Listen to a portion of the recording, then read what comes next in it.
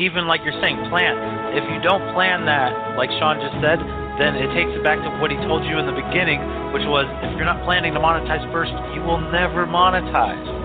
Go through the series again. Feel that you have the abilities and the knowledge now that you can download it into your brain from these do-it-yourself trainings, but understand you don't need to go it alone. And we're here to make it happen with you together. Anyone that's done a lot of really amazing things, generally speaking, they're not doing it all by themselves.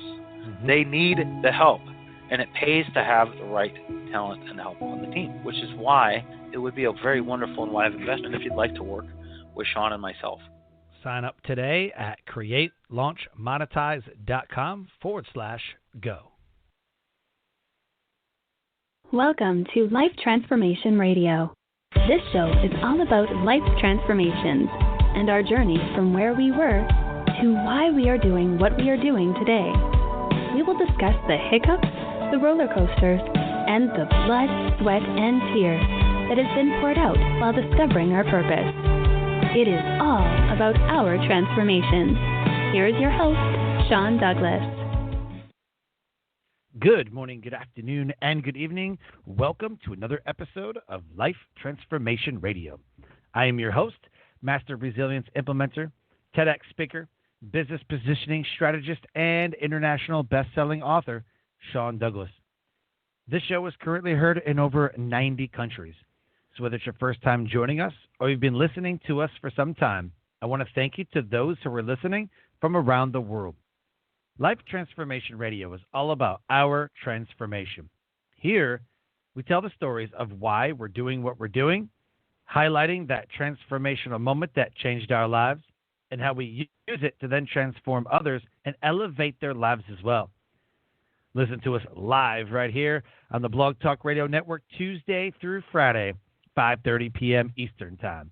You can also join our Facebook group, Life Transformation Radio Community, and never miss an episode by subscribing to your favorite podcast platform.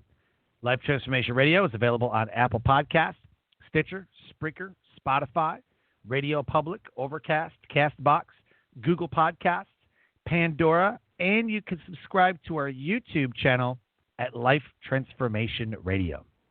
On the show, my guests are entrepreneurs, speakers, business owners, coaches, podcasters, authors, amazing people who are impacting everyone around them, and my guest today does just that.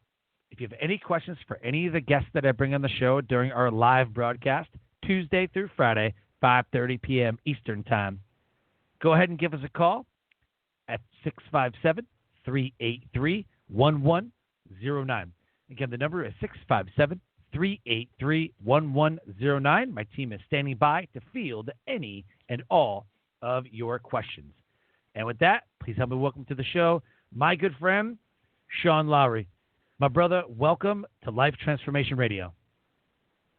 Hey, what's going on, man? I'm so glad to be here. Happy to have you, man. We've been talking for quite some time.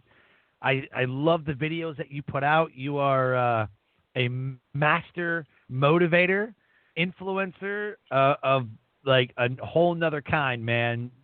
The way that you put those videos out on TikTok, Instagram, Facebook, I mean, you're everywhere, man. And your videos, they're not a bunch of hoorah-rah, fluff, right? Like motivation stuff. It's like, dude, this is the point. This is what we're doing. This is how you got to do it. This is that. Boom, boom, in and out. So it's not like a wasted time where the videos that I see sometimes from these influencers of sorts, they're like, come on, man, you can do it. Like, I mean, you're like, dude, listen, I know what you're going through. Like, it's almost like you have the empathy behind it, that push behind it. And it's not empty when you're watching the video. That's right, man. And first, thank you, man, so much. It means a lot to me to hear your opinion. And I just put it out there, man. I'm just, like you said, the empathy. I know what it's like. I know the struggle, and I just want to be real with people, man. And that was always my mission from the beginning. Just if I was going to make a video, if I was going to talk about something, I was going to talk about something that I've been experienced with, something that I've actually been through. And so that's just what I do, man. I try to be late with as many people as possible. And and by being real and by being, empathy and sympathetic and everything. So, yeah, man, that's just something I love to do, and I love the fact that I've reached out to so many people, and I get a tremendous amount of feedback from it as well. So, definitely, I love, definitely man. get a lot of comments. People definitely put a lot of love out there for you, man, on all your videos, and they get behind you. So I'm super pumped, man, to talk about that and a whole host of other topics today. The title of this episode is The Veteran Life with U.S. Army veteran and mindset consultant Shawn Laurie. He is Shawn Laurie, a.k.a. The Veteran Guy, who is a U.S. Army combat veteran who's completed 2 tours to Afghanistan in 2007 to 2008 and 2010 to 2011. He served 9 years with the South Carolina National Guard, 5 of those 5 years on active duty. Shawn was injured in Afghanistan on his 2nd tour and sent to Fort Gordon, Georgia, where he spent 2 years with the Wounded Transition Unit for his ACL reconstructive surgery. Shawn was diagnosed with PTSD, major depression, and severe anxiety, and was then retired from the Army in 2012. He has struggled with opioid and benzodiazepine addiction for 9 years. After many years of battling with his own demons and suicidal thoughts, Shawn lost his best friend from Fort Gordon to suicide in 2016 and then decided to make necessary life changes. He checked himself into a detox center and graduated 6 months later from an intensive outpatient rehab center. Shawn became the founder of the outreach support group Vet Life for Life, partnered with the nonprofit organization Veterans with Hope. He is the owner of his personal clothing brand, Shawn the Veteran Guy, and he's authored his first workbook, Veteran Mindset 2.0. He's known as a mindset influencer and consultant, reaching out through social media platforms, helping others with personal development. Shawn shares his powerful story and his message of no matter what you struggle with, you can overcome it. As an inspirational speaker at his events and veteran events that he's hired to speak at. His new mission as a veteran activist raises awareness for veteran suicide, mental health, and addiction, using his own experiences and his knowledge to show others that our mental health does not define who we are. His favorite quote that he lives by every day is, "Don't just talk about it, be about it, and together is better." You can learn more about Shawn the Veteran Guy at ShawnTheVeteranGuy.net. Shawn is spelled SHAWN. And his Facebook link is right there in the show notes, Life Purpose Specialist. You can go ahead and copy that link, paste it into the interwebs, and look him up on Facebook. He also has a YouTube channel that he'll talk about later on. Send him a friend request. Follow him on social media, letting him know that you listened to this episode of Life Transformation Radio. Shawn, the first question that I have to ask, and I believe is the most important question you could ever be asked, is why? Why do you do what you do? Oh, man, that is the most important question. For me, Shawn, is like I said, I struggled for so long after I got out of the military. Like the whole time I was in the military, I thought I had my purpose. I had my passion. This is what I want to do. I was working towards my 3rd tour. This is what I was going to be. The term lifer. That's what I was going to be. And then when I got forced out of the military, my life just went down in the drains. I had no idea that I didn't know what I wanted to do. I felt like I was just lost. I felt like I had no other opportunities to do anything. And because of the surgery, I was hooked on opiates. And the doctors were giving us, medication, and I was just constantly taking medication to make myself feel right. Went from taking pain medicine to help me with the pain to making me feel normal. And so not knowing about addiction very well, I should have. My mother, on another story, she struggled with addiction with alcohol. So it definitely runs in the blood. But, I had no idea about addiction really. I got hooked on it. I got out of the military. I continued to struggle with the addiction. I watched my family suffer because of my pain, because of the things that I've done. Just went on forever. I was miserable. 2016, I lost my best friend to suicide. And the scariest part about that was because I was going down that same path that he was going on. We thought the same way. We talked all the time. You know, we were on the same path. And there was many a days that I just wanted to end it all because I was just tired of living the way I was living, and I just didn't know I could change. I didn't have that mindset. I wasn't where I wanted to be, so I felt like the easiest way out was just to quit, just to give up, and my family would be better. And so, you know, as time went on and I decided to make changes, I realized something, that my mental health, that my diagnosis doesn't define who I am. Just because I struggle with depression, just because I struggle with anxiety, just because I've seen the things that I've seen doesn't mean I have to be that person. I don't have to live that way. And so when I finally made change, when I finally got clean off the drugs, I realized something. Wow, I can do this. It was really an eye-opener. I was like, man, I can do this. And I guarantee you there's so many other veterans that can do this too. And the people that I was meeting, even through rehab and different detox and stuff like that, you know, they said the same story. They never thought they would be able to do it, but they did. And so that was my mission. I was like, you know, if I could just get veterans to understand that if they just put 100% in, really believe in themselves, and really go for it, that they can make changes in their life. And so that was why. That's my why. I want to see other veterans make a change in their life because I want to see veterans stop taking their life. I want to see everybody stop taking their life, but my mission is veterans. And so when I started realizing that we were losing 22 veterans every day, plus actually it's more than that, you know, because you got to think about the veterans that aren't registered with the VA and all that other stuff. But I just got tired of seeing family members hurt. I got tired of talking to mothers that were losing their children to suicide and knowing the pain. And after talking to my best friend's daughter, you know, the pain that she's been through because her father took his own life.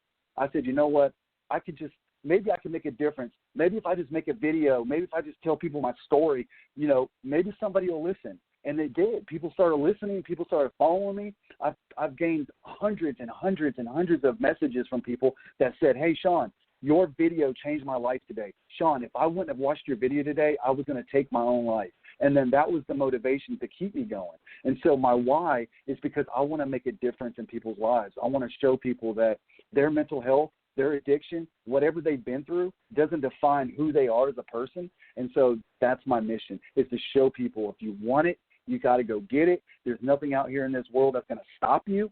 The only person that can stop you from reaching your goals is you, is yourself. And so that's my why. I want to help change people's lives, and I want to show them that whatever they're going through, whatever they've been through, they can get through it. Dude, I love it, man. We share a lot of things in common. We were both in the military. That's why we're such good friends, man. Yeah, I know, right? We're both in the military at the same time. I mean, I joined in 2001. I went active duty Air Force, but I was there in 2003 on my first deployment to the Middle East, and we were in Iraq. We were there in Kirkuk, busy liberating a country, and the things that we saw, man, a lot of people didn't come back the same. A lot of people. I came back, even now, I came back jumpy. You know, you get that, you hear that car backfire or a balloon pop, and you just, like, your heart sinks, and you instantly are transformed into a hyper-vigilant person. Like, you instantly, like, look around, and I never believed it, like, the whole PTSD, like, oh, whatever, like, you're in some rough stuff, you know. But as you go through these deployments, it's like, I can distinctly remember I was at a church, and I carry, as any veteran should, but I could still carry, and I was in a church, and we were at some bazaar or whatever, the Christmas craft, you know, whatever. Yeah. Well, anytime Bazaars, this lady got a sale, anytime this lady got a sale, she'd pop a balloon every time. And I heard the pop, I was like, what is that? Like, I don't even know what that is. And you don't think about it when it's, like, far away. So we come up into the place where this lady was, and my back is turned, and I'm talking to this person about something I wanted to get, whatever, and I hear the pop right behind me and instantly whip around, hand on the weapon, ready to draw, and I'm looking, and my wife stands in front of me. She's like, hey, you're fine. And she sees me like I am like visibly shaking. My hand was like shaking on my weapon. I'm like looking around. And she's like, no, you're fine. Listen, you're fine. And the guy that was standing there, he's like, hey, stop with the balloons. He's a veteran. Stop it. And he like was yelling at her. She's like, I'm so sorry. I'm like, it's fine. And I'm like instantly transformed into who's the threat? Where are they? Who do I need to safeguard? You instantly get thrusted into action. And I don't think that's ever going to go away. I don't think it's ever going to go away. But when you see things, when you hear things, it becomes that muscle memory. And you can call it PTSD, call it, that reflex, whatever. But, I don't think it's going to go away. But I've learned to kind of identify it through the whole career. I look back, I'm just amazed at how, as a person, mentally, I've been transformed by what I've done and what I've seen and what I've saw. Mm-hmm. Exactly. Man, and I'm going to tell you, just to reiterate a little bit, that's one of the biggest signs, man, is the jumpiness, is the nervousness, is constantly looking behind you. Go to a restaurant. I bet you I can guess that you go to a restaurant with your family and you're going to find the corner, or you're going to find it where your back is against the wall and you got to see what's in front of you. You don't like 100%. You don't like being able to see. Yeah, you don't like seeing. You need to see what's in front of you, and that's normal. Yep. That's normal. One of the biggest problems is that a lot of these veterans come back and just like you said at the beginning, you didn't really believe in it. You didn't really think that stuff was true. Why? Because that was a stigma. We believe that you're weak or if you have these issues, there's something wrong with you or whatever. But it's the truth, man. People struggle, man. We struggle all the time with the loud noises and the banging. And let me tell you a story. When I got back my second tour, I don't know if you ever heard of route clearance, but that's what I used to do in the Army on my second tour, and that was basically, looking for IEDs, and so we did a lot of them. We found a lot of them. Yeah, man, just like it. And so I've had my fair share of explosions and stuff like that. And when I came back, well, you probably are familiar with Columbia, right? Columbia, South Carolina, where Fort Jackson's at. Yep. Yeah. I spoke there. Well, they used to have these big old metal plates in the middle of the road. I don't know what they were for, but there's just these huge metal plates. And I can remember a time I was driving through Columbia. I was probably about 3 weeks home, and I hit one of those metal plates, and it had one of the biggest, loudest bangs I've ever heard.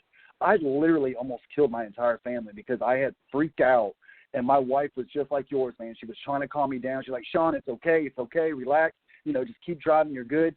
It just sounds and the noises, it triggers us, man. It brings back subconsciously in our mind of something that we might have seen or something that we heard. And it's like, if you hear loud noise, the first thing we want to do is get down, get out of danger, find out what's going on. And that's what's part of PTSD, And so, yeah, I know what you're talking about when it comes to there, man. I definitely relate, being real jumpy, always looking behind me.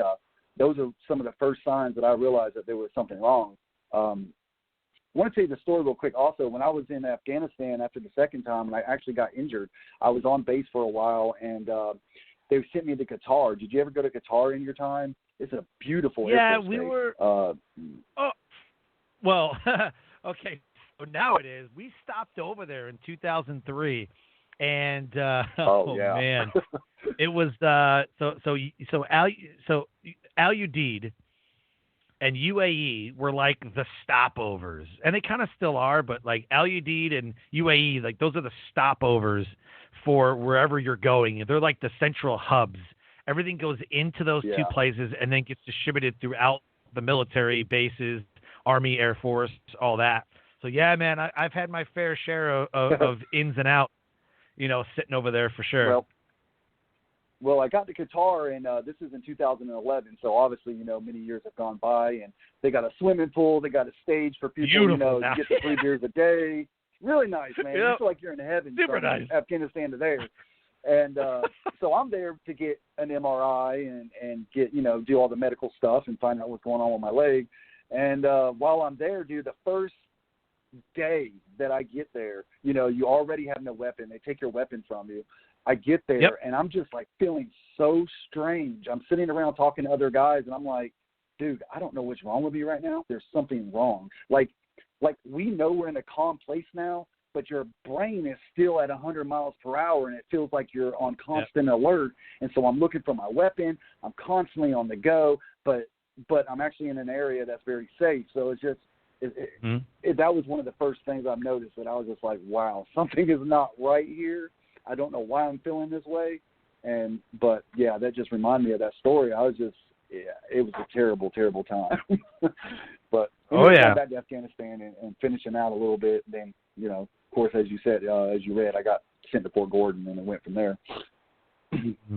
Yeah, I was in Bagram in 2008, and that messed me up, man.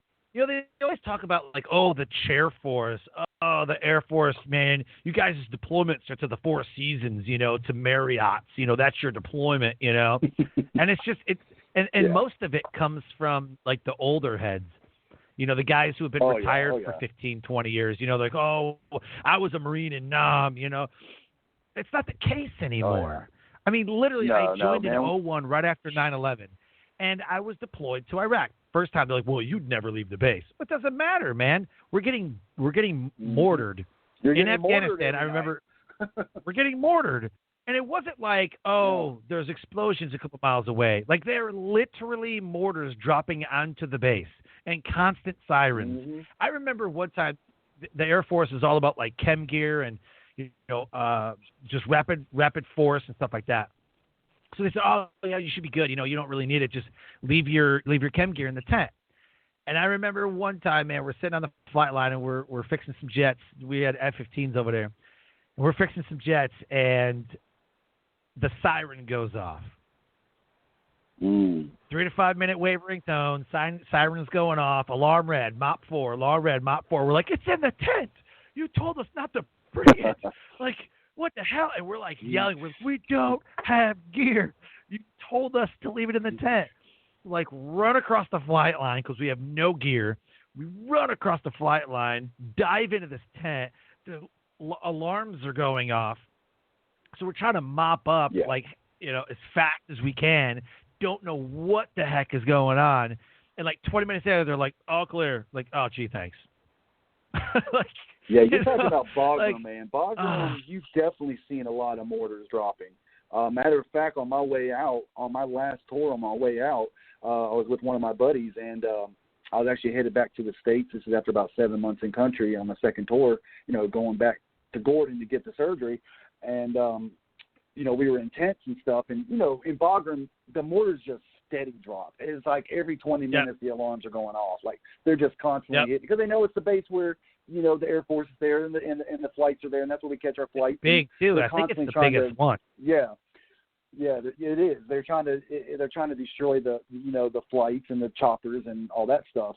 But we were in a tent, and I only had like probably 2 days left, and there was another alarm going off. It's funny how you get kind of used to the alarms. It's kind of like, oh, wow, another mortar's coming. But this time, this was so close, man. It actually hit the chow hall, and there was like 7 people that got injured and some other stuff that happened. So, yeah, mortars ain't no joke, man. If they hit you, you're done. So it does a lot of damage. So, yeah, I got plenty of stories to talk about mortars. Yeah, so mortars can definitely mess you up mentally. Yeah. And then it's the burn pits over there, like those burn pits. They're always talking about, like, if you have breathing problems or whatever, if you're over there in country a certain amount of time, you know, you got to get registered for the burn pit. I mean, there's a lot of stuff. It's not just we go there and we do our job and come home. And there's physical limitations that happen, you know, and then there's mental limitations that happen. I mean, every time. I mean, I've been deployed 6 times. Through a 20-year career, I've been deployed 6 times. And every time you come home a little different. Every time. That's right. And I don't think it would ever get as bad. Like, I guess if I was, like, you know, in the Army or Marines or something like that, like, my experience probably would be 100%. I wasn't kicking in doors. I wasn't, you know, searching for landmines. Like, we were just maintainers on the flight line, loading bombs, sending jets in the air to you know, to drop bombs. But what I did at one point was do convoy, because so in 2008, one of the reasons I was there was we were doing convoy duty because one of our jets took battle damage. So we actually have to go out and get the airplane. Like if an airplane crashes or something happens. You got to recover it, But we got to recover the airplane. So that's what we did. We went and recovered the airplane. We deployed out. You know, they gave us weapons, and because we had our own armory and everything in our unit, we had our own armory. So we go out, we recover this airplane, and it's like you're getting attacked the entire time you're trying to get this airplane, and it's like it almost is like irritating. You're like, dude, I just need the airplane. Like, come on. Right. You know, I don't know anybody that's one of the most after dangerous jobs, man. You're going out to recover something that these guys want. You know, they want that jet because, you know, for whatever reason, they build parts and they use it for a bunch of reasons. So that's actually pretty dangerous. But what I was going to say to your comment, man, is that, you know, I hear people say that a lot, and it's like, here's one of the deals. This is one of the things I help people with is like, look, everybody's experiences are different, but the simple fact is your experience is your experience. I mean, you dealt with what you dealt with. Just because this person might have got blowed up 6 times, or this person got hit by mortars, or this guy got shot, or this guy, whatever, you know, each traumatic event is our own traumatic experience. And so we all deal with it differently. So in my eyes, whatever you've been through, whatever I've been through, whatever he's been through, either way, it's all been pretty bad because you had to deal with it in your own way and I had to deal with it in my own way. And so, yeah, you know, there's I don't believe, I mean, there is certain people been through, you know, things that we can just think about, but at the same time, we all have been through something, and it's bad to us. We dealt with it how we could deal with it, and so, yeah, that's just how I look at it, and I try to remind people of that, because I've talked to veterans, man. They'll say, well, I've never been through what you've been through, man. I'm like, bro, whatever you've been through, that's your struggle, man. You can't compare your struggle to my struggle, you know. There's a reason why you went through that, and so you just got to deal with what you've been through, and there's no shame in it. There's no shame in it. Don't look at the stigma. Don't look at people. You know, it doesn't make you a weak man. I can name hundreds of people right now, grown men, me, you, and a bunch of other guys that can come out and admit that we struggle with depression. We struggle with anxiety, but it doesn't make us less of a man. It makes us more of a man to be able to step up, admit that we have a problem, and now we're here to help another person out. And so that's how I look at it. Yep. Love it, man. Love it. What I want to know, the theme of the show is about our transformation. And we go through a lot of transformations in life. We transform from a stupid 18-year-old to a man in the military, to whatever we dealt with in the military, whatever we continue to deal with, to a family man, a businessman, you know, the speaker. What I want to know is your transformational moment. What was that moment in your life that changed you and put you on the path to what you're doing today? I'll be honest, it really goes all the way back to addiction. That was probably the moment when I realized that I was changing as a person. When I decided that I needed to get clean, because here I am already struggling with mental health. I'm struggling with depression and anxiety and, you know, and all these mental health issues that I already have on top of addiction. You know, it just made everything 100 times worse. And when I finally looked at my wife the third time and said, hey, I am dead serious. I am ready for change. I want to – it's like something – it's like, I don't know if you believe in God. I don't know what your spiritual beliefs are, but for me, I talked to God and I said, God, I need to change my life. I need to change my life and I need help doing it. And I just prayed about it, and it's like I wanted to give God my problems. For like a week, I was just thinking about this, because the week prior, I had actually had a lot of suicidal thoughts. And a battle buddy of mine had called me on the phone like 3 times, and I kept hanging up on him because I didn't want to talk to him because I knew what he was going to say. But he called me, and we talked for a good hour, and he got me out of that mindset. And then for the week after that, all I kept thinking about was I need to change my life. I need to change my life. I need to change my life. And I finally just, like, something clicked. I got to do something. If I want to do something in my life, I've got to do it myself. I got to make this happen. Nobody's going to give me anything. And so I just told my wife, I was like, look, man, I'm ready to change. I'm ready to do this. I'm ready to check myself in somewhere and get it done. And then when I made it through that, and I started realizing that, holy crap, you know, I'm doing this 4 days a week. I'm spending 4 hours a day intensive care. I'm doing this. It's like my whole life changed. Like all of a sudden I started creating T-shirts. I started making live videos. I started meeting good friends. I started surrounding myself around winners and people that wanted to be motivated and inspirational and do great things. And so my life just started slowly changing, and it's like something slapped me right in the face, and I realized, wow, we really do control our own life. We really do control what happens to us. I mean, we can't control everything, but we can control where we're headed to, you know. All the things I've ever done and everything I've ever been through, a lot of it was because I put myself in those situations. And I realize now that, man, I can change the outcome. I can change my destiny, where I want to go and what I want to do. And so as I was getting clean, you know, 3-4 months in, I started thinking clear. I started realizing that I wanted to be better. I wanted a better life for my family. I deserved better. I started creating self-love. I started realizing I love myself and that I am good enough. And it just started transferring over to somebody I've never known, somebody that I've always wanted to be, but I just didn't know how to be that person. And so as time went on, for me, making videos and venting and talking about the things I was going through, that was like my self-care. That was helping myself learn about myself. And so as the couple of years started going by, I started transforming over, and I just realized, wow, you know, I got the answers to this thing, man. If you just, it really starts within us. You know, you got to want it. It's like me quitting cigarettes, man. I've been 8 days without a cigarette. And the reason why is because I wanted it. I wanted to quit. I really, really wanted to quit. So I made it happen. You know, I really wanted to help people. So I started doing it. And one of the biggest things I can say is that I realized that before I even was able to help other people, I had to learn to help myself first. And so I started just working on me, started working on myself, doing notes, watching motivational speakers, you know, listening to people like you, and just watching people and just learning. And I just got motivated, and I realized, wow, my life is changing just by me changing, by me being a better person and treating other people better and being good to people and surrounding myself around good people. My life is getting better. And so I think that was around the time my life started transforming, is when I was getting clean off of the opiates and stuff, because I started thinking clearer, and I realized I had a passion and I had a purpose again, and I wanted to do more. I think the first time I went live is when it really hit me. I went live, I told my story, and I had a bunch of people come on. Thing had like thousands of views. People were everywhere, and I was just like, holy smokes.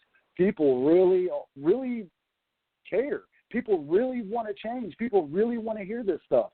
And so I just continued to go. And like I tell everybody, if it wasn't for my followers and wasn't for the people that support me and tell me daily to keep going, Shawn, keep going, do it, you're making changes, I wouldn't be here right now, man. It's like these guys are the people that helped me change. And so they gave me purpose and passion again. And I think that was the moment I made that live video, and I realized I was making a difference. And then the messages started coming in. Thank you, Shawn. Thank you, Shawn. Thank you, Shawn. Thank you, Shawn. And I was like, wow, this is it. This is what I'm meant for, and this is what I'm going to continue to do. I don't care who I offend. I don't care who don't like it. This is what I'm going to do. And I think that was the moment I started transferring over. Man, there's so much in there, and thank you so much for being vulnerable and sharing that.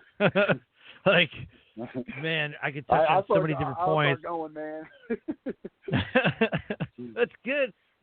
What I really want to say is, don't be afraid to piss people off, to rub people the wrong way. Be authentic. Now, there's a big difference between making people mad, because most of the time it's not about us. You might say something that makes somebody mad that has nothing to do with you. It's just that they have an issue with something that they're dealing with or whatever. You know, I mean, you could say, oh, that TV show sucks. And they're like, what? That's my favorite TV show. How dare you suck? And they get super mad about that. Something innocent. Or it could be something like, I was in a restaurant one time, and you get up to pay, like Denny's or whatever, IHOP, you get up and pay the counter, whatever. And I say, hey, man, do you have a military discount or a military program? And the lady next to me, she's like, really? Like, you guys always ask for that. And I looked, and I was like, well, yeah, I serve my country, and I, serve the people, and I put my life on the line every time I go out to the field, every time I deploy. She's like, yeah, but you chose to do that. And I'm like, absolutely I did. She goes, well, exactly. You shouldn't feel entitled. Yeah, she goes, you shouldn't feel entitled. You chose to do that. I said, you're absolutely right. I chose to do that. And if there's a kickback every once in a while, 10% off my meal, if it's a $50 bill and I say $5, man, it's like I'm not gonna, like, I'll take that. Like, I'll take a kickback. Right. You know what I mean? We're great. But it's we're not like grateful I'm exactly. But I'm not sitting there like, oh my gosh, IHOP, why don't you have a robust veterans program? Don't you know who I am? Very big difference. Very. I'm not entitled. That is entitlement. Right. Yes. Right. How do you not support veterans? Now, in military towns, let's say you're in North Carolina and you've got 5 military bases, and let's say you're in Fayetteville, you're in Goldsboro, you're in Jacksonville, you're in, anywhere, wherever there's a base, right? And you're like, wait, you don't have a military program? Like you're in a military town. Like sometimes it's right. like that. Like in Texas, like everybody does like the military 10%, whatever. But some places are like, no, like this is a military town. Well, I mean, honestly, it may only be 10%, but if you think about it, if you're in a military town and you got, 50,000 soldiers or Air Force men or whatever, dude, that's a lot of discount for that. That is a lot, and I was going to say that too.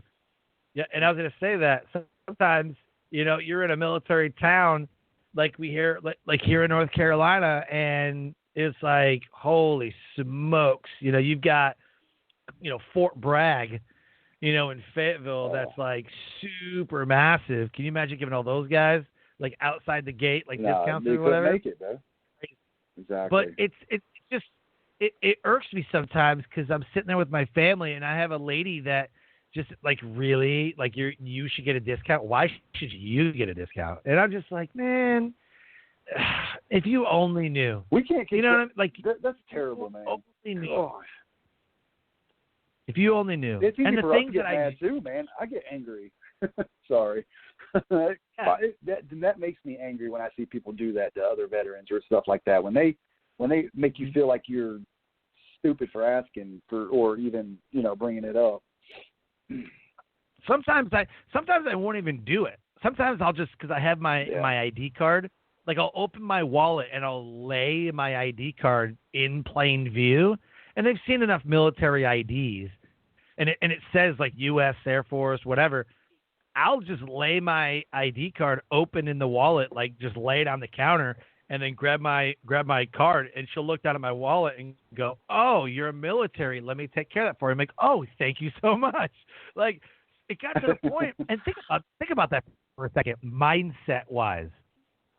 How bad is that I'm so afraid to ask if they do anything for military? Do you have a military program? That's terrible. Do you offer a military? Right? I have to lay my ID card down on the counter in fear of that someone might say, "Wow, look at him trying to get a discount." Or maybe have you ever felt maybe a little embarrassed because you feel like you have to ask for that discount? Yeah. Yeah. It's like, it's terrible, man. That mindset, having that mindset in this country, it's terrible. Yep. It's terrible. We shouldn't have that. We shouldn't have that at all. I had a guy ask me one time, "Why do you have veteran tags?" "Well, because I'm a veteran." "Okay, but why do you have to display it?" "Well, I'm going to answer that question for you. So the next person to ask me about my ID, the next person to ask me about my tag, or ask you about your tag, is what you tell them. Because I am proud of what I've done. I am proud that I have served my country. I am proud of what I've done. And so that's why I display it. Anything anybody's proud of, it's okay to display it. Just like they're walking around with their Clemson shirt, they're walking around with their Gamecock shirt, they're walking around with whatever. Yep. Why? Because you're proud, right? You went to that college, or you got family in that college, or what's the reason you represent what you're doing? Oh, because da-da-da-da. Okay, well, guess what? Me and my guys, we served in the military. He's Air Force. I'm Army. He wears an Air Force shirt because he served in the Air Force. I wear an Army shirt because I served in the Army. That's why. Yep. There it is. But it's pride, man. That's what I look at. There's nothing wrong with being proud. Nothing wrong with being proud of what you've done. Yep, absolutely. And the guys that I've met that give you the most crap, like, man, and it's so sad, man. We're in some of the veteran groups. I've left a lot of veteran groups, like Facebook groups, because of that entitlement mentality, or some guy goes, well, I was a Marine Recon, or I was Army Ranger, you're nothing, or they try to like, well, I killed 12 people while you only killed 10, Oh my like God. they still are in that competition mindset. And I've said this a long time ago, 10 years ago, when things were changing and we were intermingling Air Force, Army, they were intermingling some tactical movements and convoy duties, and they were just kind of like commingling things. I'm like, oh man, here we go. I knew where it was going to go. It was like, my branch is better than your branch, or my job is better than your job. And every branch has it. As a maintainer, if you're not a maintainer, you're a nonner. So maintainers and aircraft, like that's the Air Force. For Army, it's infantry. If you're not an infantry, then you're a pogue. In the Marine Corps, the same thing. If you're not an infantry, you're a pogue. Basically, if you don't perform the mission, the Marines is theirs, the Army's theirs, Air Forces are. If you don't perform the mission, you are a nonner. You're a pogue, other than a grunt. Or there's another derogatory term I'm not going to say. Or the term, what was the term I'm sure you've been called? Well, no, I doubt it because you've been outside the wire. But what's it called when they used to fob it? You ever heard of a fob it? Oh, yeah. Yep. It's an old term, but they used to call it we used to call it because we'd be out, a FOB, a forward operating base. Yep, and operating base. Somebody was back, somebody in the rear with the gear, they would say, oh, you're a FOB it, you don't leave. One thing we could tell one thing for our listeners that aren't military, we do talk trash. I mean, that's just part of what we do. Our sense of humor is way different than anybody else. You can always tell a military guy, Air Force, Navy, whatever. We all got that same sense of humor. We joke with each other, Air Force is going to be on a treadmill for their PT, or, Army's going to, Marines eat crayons. And, we do that. But then you have those guys that take it to the level to where, like you said, man, they're really in that competition mindset, and they think, oh, well, we're better than you.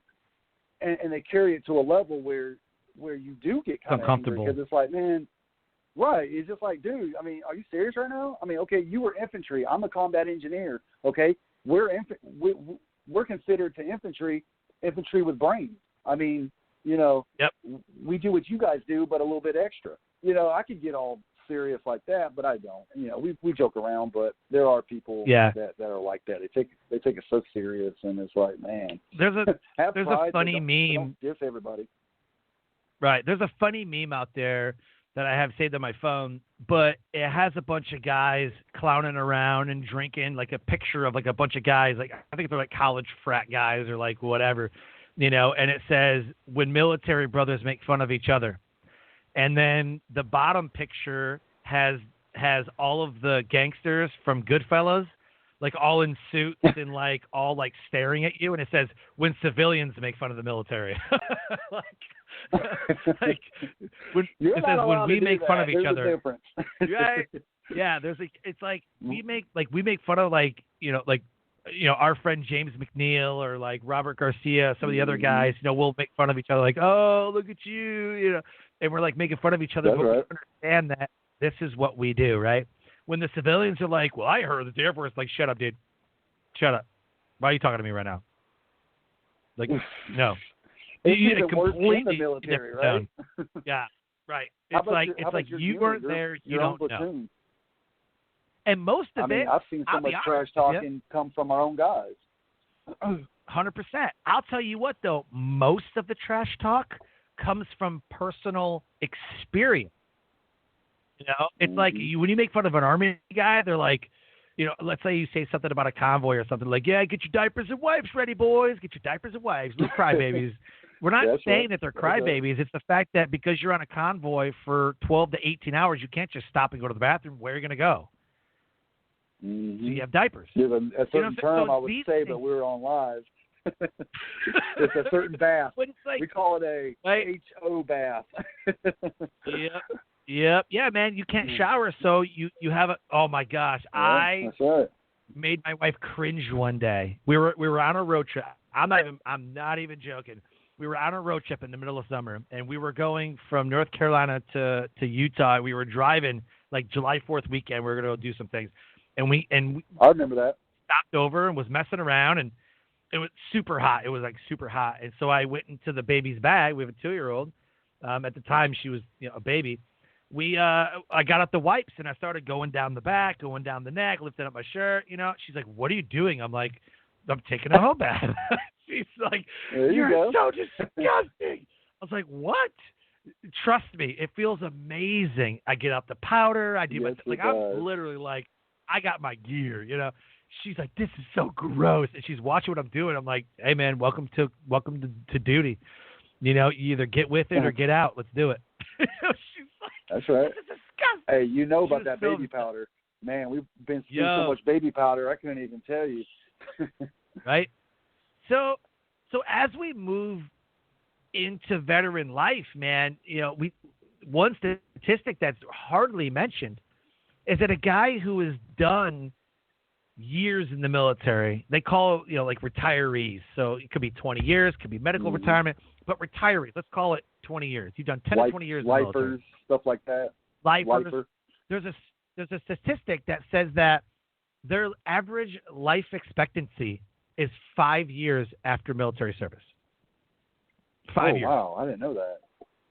5 years. Yeah, we talk about it all the time because I'm a suicide awareness trainer and a master resilience trainer for different military branches. I was trained in the Army and in the Air Force for the MRT, the Master Resilience Trainer Program.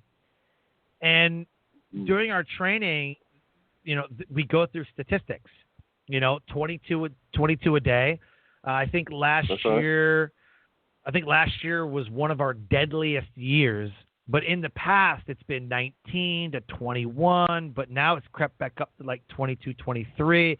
And then you add in first responder, because if you think about it, the first responders, the firemen and police, are usually veterans or Guard and Reserve. I know plenty of people who are security forces on the weekends and cops during the week. When you say the 5 years life expectancy, are you talking about just natural deaths, or are you talking about because of suicide? Because of suicide. Okay, I got you now. Yeah, I understand that now. Okay, I thought okay. Yeah. I could see that. Yep. Definitely see that. Yeah. 100. And that's sad. Yeah. It's sad that it's the truth, but yeah. And it's crazy, man. Like a guy who's done 4 years, he gets in and out, he does his thing. He's not really, corrupted or whatever you want to call it. He's not really like shattered. But you got guys like us, man. We go 9, 10, 12, 20 years, and this is all you've done since you were 18. This is all you've done, and now you're almost 40 years old at the time of 20 years. Most of the guys are like, "I'm never getting a job." I had a friend of mine, "I'm never getting a job. Oh, I'm so sick of the military. I'm never doing that." 6 months in, he calls me, "Dude, I'm losing it. I'm losing it, man. I don't know what to do. I'm losing it." I'm like, "What? I thought you said you'd be okay." "Dude, I don't know how much longer I can go, man. I can't do this. I need to do something." And one of the things that you talked about earlier about your addiction that I really wanted to cover just right quick. I love disputing science, and I don't really care what science says because to me it makes a lot of sense. The chemical addictions to drugs and alcohol and things like that. So I battled with alcohol. All I did was trade one addiction for another. I traded my alcohol addiction for business building. Spoke at a USO event where a Marine walked up to me and said, "Man, your story was amazing. I cannot believe you were a suicide survivor and you tried to take your life." I said, "Yeah, man, it's true. Here's my book. Read my book." Gave him a book. And he goes, "I said that if nothing changed here today, I was going to take my life." And he came there to find something. And he said if he didn't find what he was looking for, he was going to go home and kill himself. And so we sat there, we hugged it out. And I said, "Man, whatever you're dealing with, please give me a call." And he's fine. I mean, he's not fine, but I mean, he's fine, right?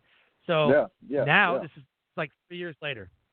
It's back in 2017. 3 years later, he's on my Facebook. I see him post stuff. He's starting to write his story. He's starting to do things on his own terms. He's got a young kid, and he's living life.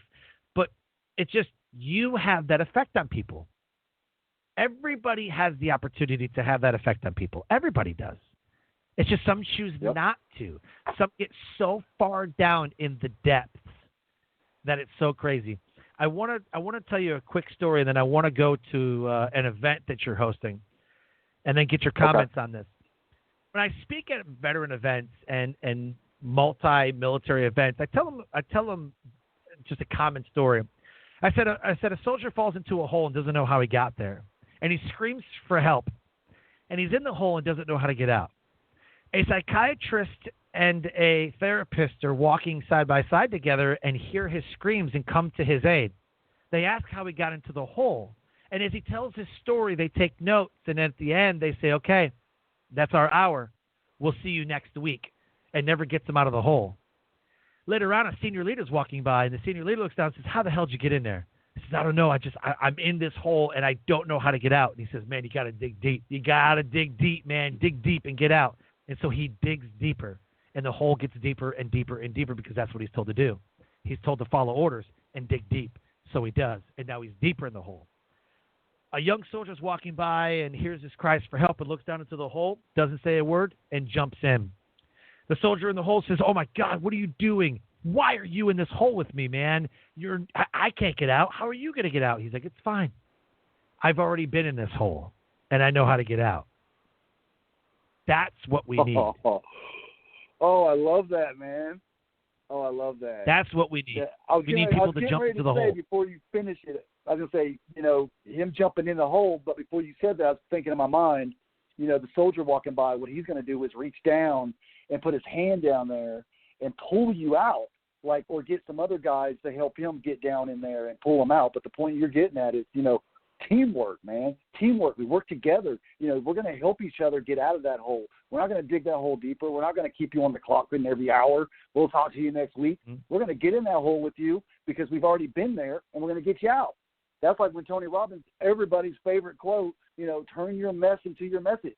And that's exactly what I started doing, Everything I've been through, everything that I struggled with, I realized something. Somebody out there has been through what I've been through. And so now that I've figured out how to crawl out of that hole, I can show somebody else how to do that. And that's what Veteran Mindset 2.0 is about, is getting people out of that hole and changing their mind. So, man, I love that. There you go, man. There you go, brother. That. So you have an event coming up here in September, man. Talk a little bit about that. Okay. Well, this will be our second annual 22K for 22. Back in 2019, last year was our very first one I've ever done. I've never hosted any kind of events before, but I one of my quotes that I came up with is, just don't talk about it, be about it. And that was sort of like, what me and you both do. We get online, we talk, we try to inspire people and transform lives, but we don't just talk about it. We really try to do it. And so I was like, let's try to create some kind of event. Let's just raise awareness. Let's just do something great in my city. And so I came up with this 22K for 22, and that's going to happen this September the 19th. You're obviously going to be there. It's going to be amazing to have you out there, and that's just what it's about, man. We get a lot of veterans, patriots, and people come together, and we're gonna walk. We're gonna ruck. It's not a race. You don't have to run. You don't have to carry any weight limits like a lot of these events that they do. I want to make it for everybody. And so just come on out and wear what you want to wear, carry what you want to carry, and take your time. And we're going to walk about 14.2 miles, which is 22 kilometers. And we're just going to raise awareness for veteran suicide and addiction. And so when people stop and ask us, hey, what are you walking for? What are you guys doing? We can tell them, hey, we're losing 22-plus veterans a day to suicide from mental health, from addiction, from whatever, and we want to raise awareness to help veterans, realize they're not alone. And so, yeah, man, September the 19th, 22K for 22, second annual. I'm real excited about this one. We've been struggling because of the COVID thing. We've had to stop it at one time and postpone it again. But we're going to go for it. We're going to go and do it, and I'm just real excited about it and real excited about having you coming out. I'm pumped, man. Yeah, I'm super pumped to be there. Happy to, take part and help you raise awareness, man. Super excited. For those listening, what's a great website for them to go and check out that event that's happening September 19th? Okay, two ways they can do it. Number one, I would ask them to find me on Facebook, Shawn the Veteran Guy, like and follow and all that, so that way you can get my, any of my content that I do put out there or any future events. And on there, you'll find, just click on events, and you can go to 22K, you'll see the event. You can go there, and then you'll find a link. But the link to register would be eventbrite.com. So instead of typing in eventbrite.com, just go to Shawn the Veteran Guy, click events, click the link, and you can register. We're asking for donations, but we're not asking for an amount. Basically, you can donate $1, you can donate $25, whatever. But another thing I want to say is every dollar that we have gotten this year, we are going to be donating it to my really good friend, Michelle Ladd. She's with this organization called the National Veterans Resource. And so she drives a huge RV that's wrapped around with the American flag and amazing patriots and soldiers. And so she's an amazing lady. She travels across the whole country. And so she'll be down at my event. It's the third time I'll meet her. She's coming to my event with the RV. So we're going to donate to their organization. You'll have a chance to meet her. She's amazing. And so, yeah, so either go to eventbrite.com, type in 22K, or go to Shawn the Veteran Guy, click on events, and hit eventbrite.com, and you can donate whatever and register for the event. And I'm asking everybody to please show up at least by 8 o'clock. 08, that way you can at least come in, sign up, and then, you know, hang out or whatever if you guys want to. Yeah. We do have to, do people, unfortunately, we have the social distancing thing that's going on, but we can do that. Do people walk the full 22? Walk the whole thing. If you don't want to, I have it set up where it's 2 laps. So basically, if you break down and you can't go anymore, that's okay because you can just do 1 lap. If you think you can push 2 laps, you can do 2 laps. If you end up falling or getting hurt, we're going to have medics out there. We're going to have a way to get you back. You're safe. We'll have water stations. You're going to be good. Many of us finish it. I finished like 8th last year. It was pretty good. We've had guys that came in very last, and we were out there waiting on them. So we've had guys run it. We've had guys, you know, the mayor last year of Darlington, he came out last year, and Daniel Watson came out last year, who was a police chief. They came out last year, and they ran the whole thing. They ran it like in, 10 minutes or something. It was insane, yeah. 14 I'm not running it. I am not running 14 miles. Yeah, so, you know, it depends on how good you are. I will say this for my Marines and Air Force and all you guys, man, we are going to wear some silkies. We're going to wear some short shorts and some, you know, flaggy stuff and patriotic stuff. So, you know, if you guys are veterans and you want to come out, you know, rock your flags, man. Come out and just show some pride. It's going to be fun. It's going to be real fun. Heck yeah, man. I'm super pumped. I'm super excited. I was just kind of thinking, like, man, how long would it really take me to walk, you know, 14 miles? And I thought about, you know, do I want to run the whole thing, or do I want to do, like, you know, just maybe walk 4 miles, run like 4 miles, and then walk another, you know, something like that, like just kind of like mix it up. Yeah. It just reminds me of have you ever done the Death March? I have not done that. I've heard about it. I just haven't had a chance to do it yet. Yeah, I made it, I think 8 miles, something like that. I think I did. Yeah, something like that. I think I did like 8 miles of the Bataan Death March, and I was done. I was toast. It was so hot. It wasn't. Oh man, it was. I just wasn't. I don't know if I didn't train for it. Came up a couple weeks ago. There was an event, or there's an event coming up in Fayetteville. I was invited by one of my buddies to go to his ruck. I think it's some kind of, you know, thing, and I'm like, dude, I'm not ready for that. I've definitely got to train for that, but, you know, right. Hopefully eventually, man. I'm getting myself right. My mindset's right. Everything's going pretty good. Now I just got to work on my health, and I think I'm getting there too. So, yeah, man, definitely going to be testing your endurance. So it's fun. It's fun. That's why I encourage everybody. Just come out and have fun and know you're out there for a reason. Yeah. You know, just have fun with it. You know, if you can't make it, you can't make it, but at least try. That's what I tell people. Just try. Yeah, you can walk a mile with us or 2 miles. You can jump in somewhere, you know, because you got the route. So if you want to jump in at a certain area, you know, totally fine. So, all right, man. So we got to close the show, and here we are. Man, we go all day. Shawn, the veteran. I know, right? Shawn, I just looked at the clock, man, hour and a half. ShawnTheVeteranGuy.net. Go check him out. go to facebook.com/life purpose specialist. I want to ask you one last question, man. We always close with a quote or a message or something for the listeners. So what would be your message today? If they don't listen to anything we've talked about in the last hour and a half, what would be your message right now?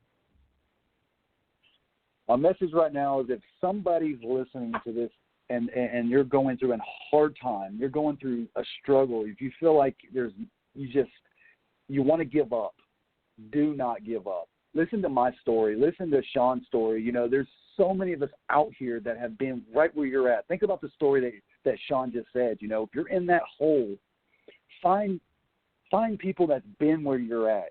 And that's the best advice I can give you is to start surrounding yourself around winners. Start surrounding yourself around people that care about you and have been through what you've been through and then are different now, that have changed. Because if you're in that hole surrounded by people that are stuck in that same hole with you, you guys are all going to be stuck together and you're not going to have any motivation or any inspiration. So what I would say is start finding people that are motivated to get out of that situation, get out of that hole, and you'll see that your life will start opening up, man. Your whole life will change when you start surrounding yourself around motivation and people that care and people that want to make a difference. Your whole mentality will start changing because you're around other people that are thinking like you are. So don't give up. Keep going. Keep pushing. Never take your own life. And I just believe in you. Now, you got to believe in yourself. And my best quote I've said the whole time is don't talk about it, just be about it.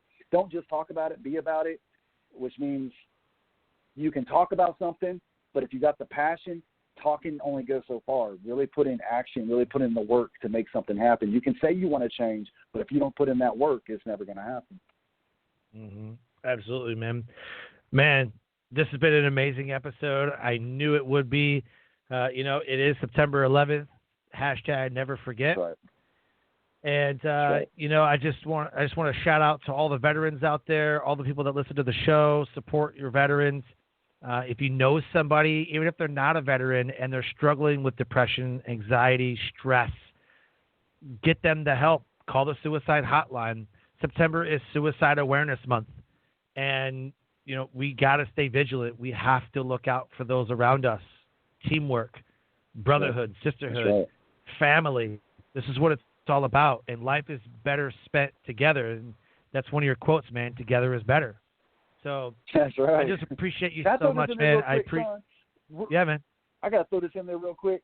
One thing I want to say to the veterans as well, proud. Be proud that you're a veteran. You might sit back right now struggling, saying, you know what, my life is in the toilet. My life's not going here, going there. Nothing's good. Nothing's happening.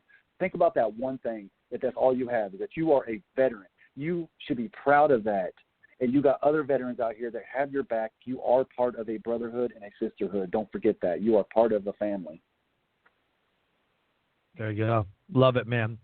Thank you so much, and I look forward to the event. And for the listeners right now, you can check out Shawn, SHAWN, ShawnTheVeteranGuy.net. Go check him out. Go check out his website. Send him a friend request on your favorite platform, letting him know that you listened to this episode of Life Transformation Radio. As I close the show, I always say, live your brand. Find opportunities every day to live out the core values that you hold deep in your heart. And I call this living your brand. So until next episode, live a great life.